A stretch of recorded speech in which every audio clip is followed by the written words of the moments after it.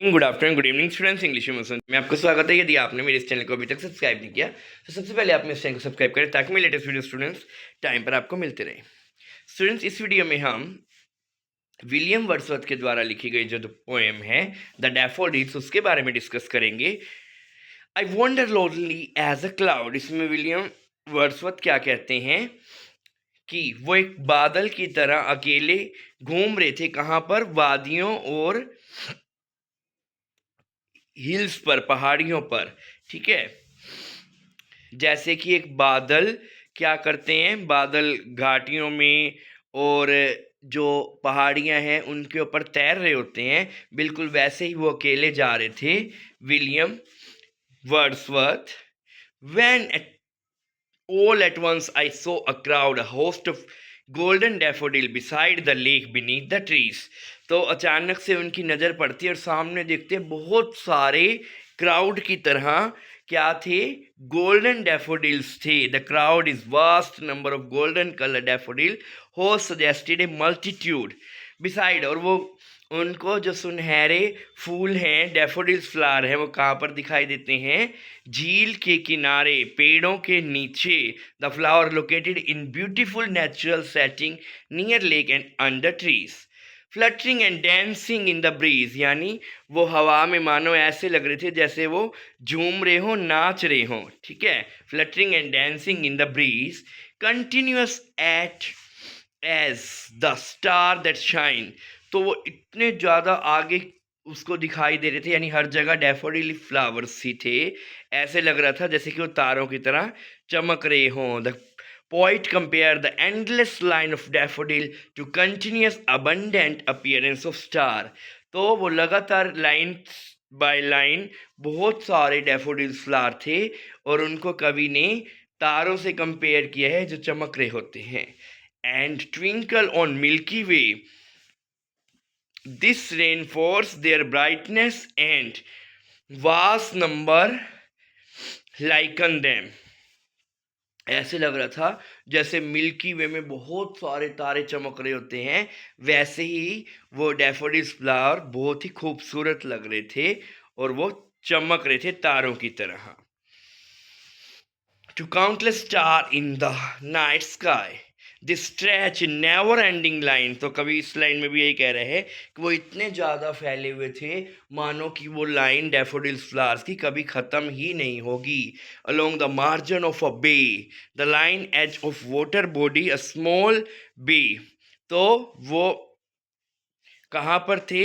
बिल्कुल किनारे पर लगे हुए थे। Along the margin of the bay, जहाँ पर जो पानी था, वाटर बॉडी थी, उसके बिल्कुल किनारे पर लग उगे हुए थे 10,000। सो आई एट ए ग्लांस, एक बार में मानो उन्हें 10,000 डैफोडिल फ्लावर्स दिखाई दे रहे थे। Tossing their head in sprightly dance, तो वो ऐसे लग रहे थे जैसो वो अपना हेड को टॉस कर रहे हों, और कैसे लग रहे थे जैसे वो डांस कर रहे हों। A lively image, the flowers are energetically moving, tossing their head in the wind. The wave beside them danced, but they outdid the sparkling wave in glee। तो जो लहरें थी जो कि लेक के पानी से उठ रही थी, the lake wave also dance, वो भी डांस कर रही थी, वो भी नाचती हुई प्रतीत हो रही थी, लेकिन जो उनका डांस था डैफोडिल फ्लावर्स का, वो और ज़्यादा joyful था। But the daffodil movement was even more joyful, outdid the flower suppress the wave in term of joy and movement। जो joy, जो देखकर अच्छा लग रहा था डांस फ्लावर्स का झूमना, वो किसको भी पीछे छोड़ रहा था? जो समुद्र की लहरें हैं उनको भी पीछे छोड़ रहा था, यानी जो फ्लावर्स हैं वो बहुत ज़्यादा खूबसूरत लग रहे थे। A poet couldn't be but be a gay, anyone especially a sensitive poet couldn't help but feel happy in such cheerful company। तो कोई भी अगर एक कवि होगा तो जो सेंसिटिव होगा प्रकृति की खूबसूरती के प्रति, वर्dsworth जैसा, जो वर्dsworth तो प्रकृति से प्रेम करते थे, उसकी पूजा करते थे। तो वर्dsworth के लिए ये जो नज़ारा है, इस फ्लावर्स को देखना, डैफोडिल्स फ्लावर्स को देखना, वो बहुत ही इंजॉयबल है, चीयरफुल है, और इनसे वो बहुत हैप्पी हुए हैं। In such a jocund company, jocund means cheerful and light hearted, the flowers are their joyful companion. यानी जो फ्लावर्स हैं, उनकी कंपनी में कोई भी पोइट होगा वो बहुत ज़्यादा इंजॉय करेगा। I gazed and gaze but little thought, वो क्या करते हैं, उस नज़ारे को देखते ही रहे, देखते ही रहे, और बहुत कम सोच रहे थे। Initially not realising how valuable this memory would be, उनको पहले नहीं पता था कि ये मेमोरी उनके लिए हमेशा यादगार के रूप में रहेगी। What wealth the show to me had brought, कि उन्होंने कैसी वेल्थ प्राप्त कर ली है।